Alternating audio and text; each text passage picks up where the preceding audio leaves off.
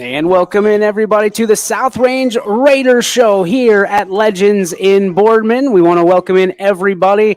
And, of course, the head honcho of the South Range Raiders, head coach Dan Yeagley, once again joining us, sir. Great to see you, as always. Great seeing you, too. How are you doing today? I'm doing wonderful. A little drizzly outside. The Guardians just lost, but there's no way better to pick everybody's spirits up than to talk to Dan Yeagley and talk Raider football here at Legends. I don't know about that. I can think of a lot of things. Let's start 66-6 win over I think a very up and coming Lakeview team. They've suffered some injuries obviously this year. When you have a game like that again seemingly everything's going your way, what things do you work on? The I don't want to say the minutia, but the smaller things that will become bigger things here in about a week. Well, there's always parts of the game that you got to improve on, and things that you don't come across normally in a game situation that we have to work on. And for instance, one example is near the end of the first half. We got the ball back, right before the end of the half, knowing we were in a commanding lead, but there's a chance to go 2-minute O. So we jumped into our hurry-up offense a little bit.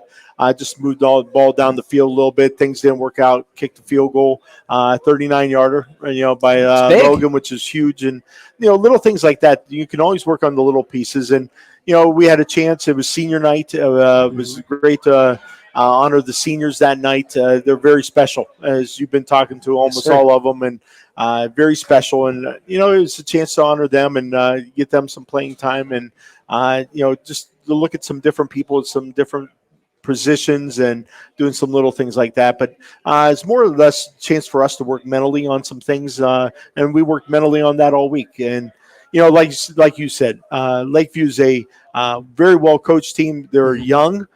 They're getting better every single week, every single year. From last year to this year, they've improved drastically, and I think they're on their way up, and they could be scary in the future. But, it's a chance for us to do some things mentally that we had to deal with, and us as coaches that we had to work on to make ourselves better and make the team better. Big talented back that we saw, Nolan Toth, and a guy that, that's the size and skill that you're probably going to see in the weeks moving forward when we start talking about some of the teams that potentially you're going to face.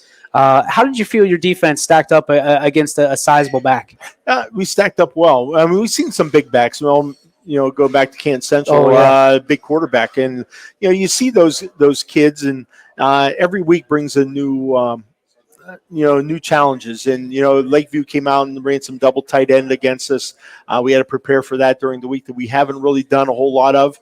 So that was one more phase that we had to work towards, because you never know who's going to give you heavy personnel, like 2 tight end personnel. Mm-hmm. You got teams like Mooney that runs it. You got some, Hubbard runs it. We'll see it this week against Hubbard a little bit. They're going back and forth. So the league prepares you for the playoffs. I mean, it really does, with the speed of the wideouts, the good quarterbacks, the good coaches, big back last week, another big back this week. So you're going to see some different things that good prepare us for the playoffs, and hopefully that we come out of those games learning from that and building for the future. Looking for that 10-0 season again. When you think about this, I mean, these guys are trying to create their legacy. These seniors trying to go undefeated, back-to-back years.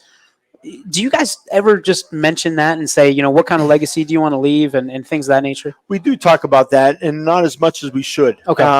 We should talk about it a little bit more. We talked Monday. I really don't talk a whole lot about being undefeated or anything like that. We talk about taking care of the situation, taking care of that game, but how rare it is to be undefeated. I mean, we're spoiled a little bit. We've had a couple undefeated seasons here in the last couple of years, and it's rare. It really is. Right now, you're talking maybe 2% of the whole state of Ohio being undefeated right now. Very few, 14, 15 teams, and that's it. All divisions, not just Division 5, but all divisions, and how rare it is. And sometimes, we don't think about stuff like that, and how we're playing. We have a chance to be something special again, and how the difference in between being undefeated and not undefeated is focus, and how we have to maintain our focus and maintain on making each individual better. We told them today, make yourself better. In turn, you'll make the team better, and that's what we try to do. So, being undefeated is very difficult. I mean, because you're dealing with high school kids, and you got to stay focused, and you got to perform every week against some really good teams, and you got to get a little luck in there too. And but we make our own luck. We try to make our own luck. So it's fun, but the legacy of these seniors. We're going to talk about that near the end of the season. Later on about the legacy that they've already established and what they're going to establish later on too. And is very special because these seniors have been. I know a lot of people would be happy to see these seniors graduate. Oh, I'm sure. I mean, but it's funny every time you talk about that, the Billy Skirpacks of the world. Then you got a Tristan Toy that's waiting in the wings, and you and I talked about it before we got on. It's kind of like the next man up, and three guys we're going to talk about tonight are three of those guys that are always waiting in the wings, and when their number is called, it seems like they always step up. Explain what that means and how you can, because there's a lot of guys that go into a season that if they're not playing, if they're not on the starting 11, it can be depressing for them or discouraging. But these guys seem to embrace it with open arms and find their role within this championship caliber team. Well, it happens every year. You can only play 11. Yep. You can only play 11 on offense, 7 on defense. That means some people aren't playing. But you never know what's going to happen. You got to prepare for everything. Even last week with our kicker, we lost Luke Starkey earlier in the season, and Logan stepped up and did well. But guess what? We had to work on another kicker, and Gavin Nagy stepped up and did some kicking for us at the end of the game last week, and little things like that. You always got to prepare, and and anything can happen. And guess what? We play a lot of kids, and we're playing a lot of players throughout the game. These guys are in that situation where, guess what? They're playing a lot, and they're coming in key situations, key roles, and we put them in those situations for reasons, because you never know what's going to happen. You never know if there's going to be an injury, somebody's just tired, or we just need a change. We need that spark plug, and those people, whoever's on the bench or whoever's on the sideline, they have to be ready to be that spark to make that change to get the team going. And these guys can do that very well. As a matter of fact, we practice the team we practice against every single night is a phenomenal team. They are very, very good. The offensive line that we practice against, the defensive line, the defensive secondary, we practice against some of the best players around every single week, and they prepare us to get better. They're making themselves better along the way and preparing them for that moment when they're in the game. Is that a classic case of iron sharpening iron in that regard? Classic.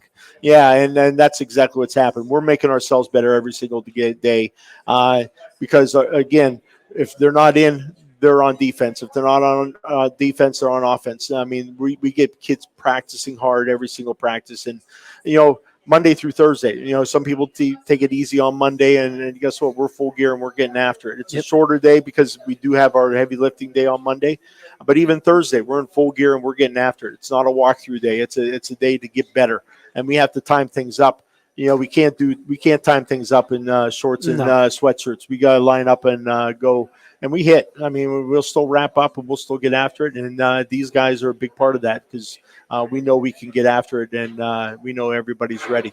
We know how big you are about being in the weight room and having the kids in the weight room, whether it's to rest or just be there to kind of take their zen in, or whether you're getting the work in and putting the reps in. When you're thinking about, obviously, the time you spend in the weight room, there's another part of this that maybe parents and, I guess, old school mentality, people don't understand the film side of it. No. There's an IQ side of it.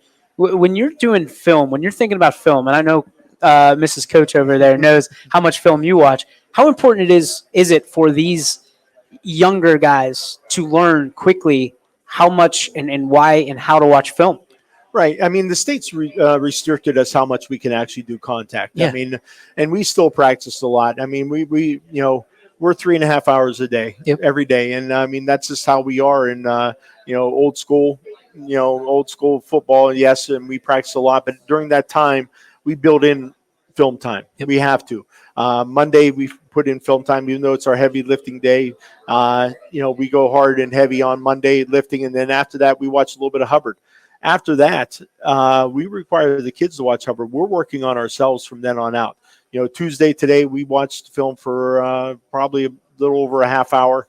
And again, we were watching our practice. We were watching what we were doing, watching and making ourselves better and saying, hey, you know what?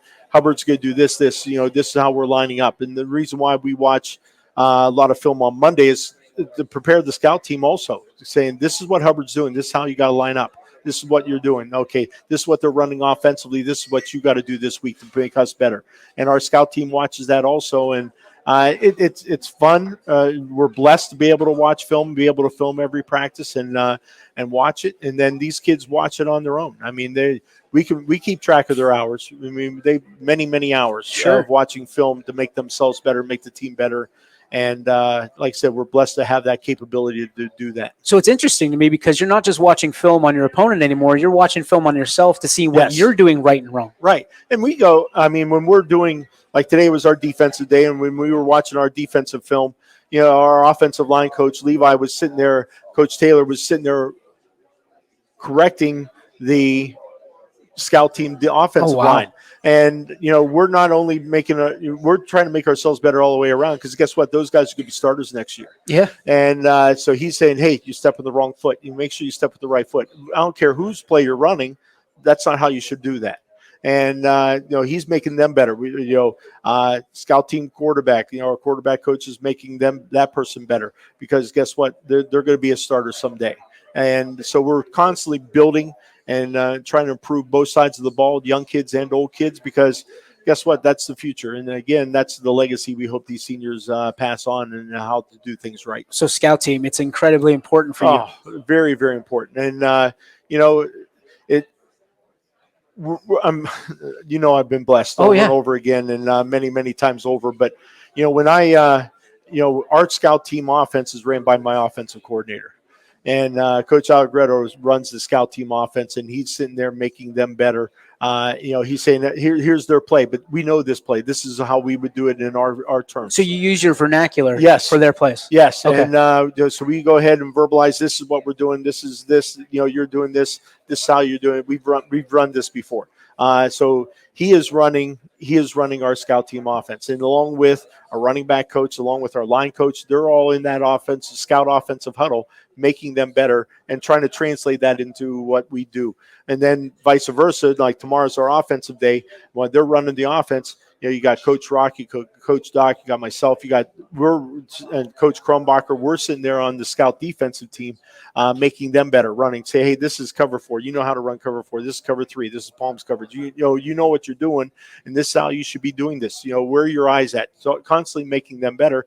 And again, we're talking about making South Range better. Make yourself better, make South Range better. And that's our scout. Like I said, I'm blessed to have great coaches that, they're being coached up by, the scout team's being coached up by our varsity coaches all the time. So if there's a scenario, let's say that Hubbard does more 5-step drops than 3-step drops, do you make your scout team quarterback do more 5-step drops? Yeah. That's incredible. We go on. I mean, we've been under center very little, right? But they'll get under center, so therefore our scout team quarterbacks under center running and time things up. Yes, and we don't run many.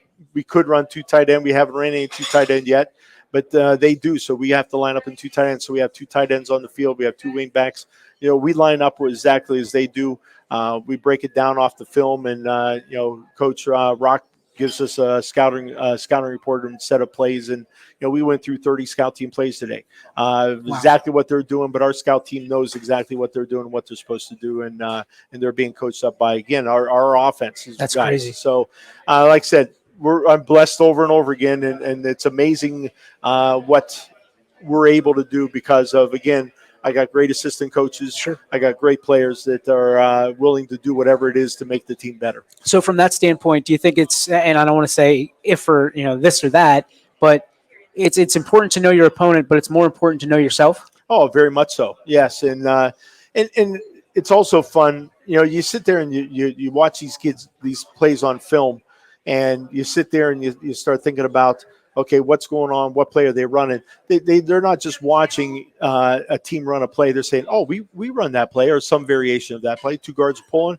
Oh, that might be buck sweeper. It might be something else. And they understand they're watching that. Matter of fact, we were watching Hubbard yesterday on film, and Coach Rock, before he even ran a play, stopped it and said to Billy, who's only played maybe a handful of defensive plays for us, he said, Billy, what secondary coverage are they on? He said, oh, that's Palms coverage. He said, how do you know that? He says, well, the eyes are on number 2. If the eyes were on number 1, they would be on something else. Since the corner's eyes are on number 2, they have to be on Palms coverage. And just to know that kind of stuff, to know that, he's being coached. Coach Allegretto coaches him to know that what secondary coverage is. It doesn't matter who it is.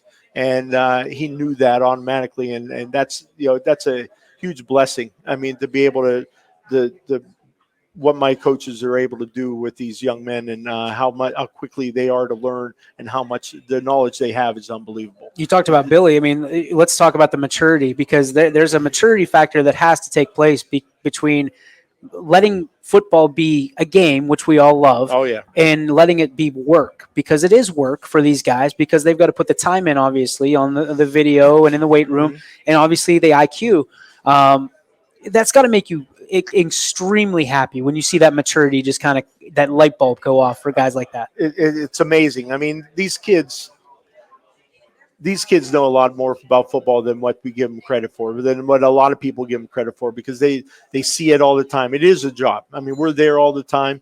We try to make it fun. We have a little bit of fun, but it's a lot of work. And like I said, we try to watching film has really changed the game. How we film with the drone. I mean, we get back shots. I mean, what we do filming wise and everything else, and game film and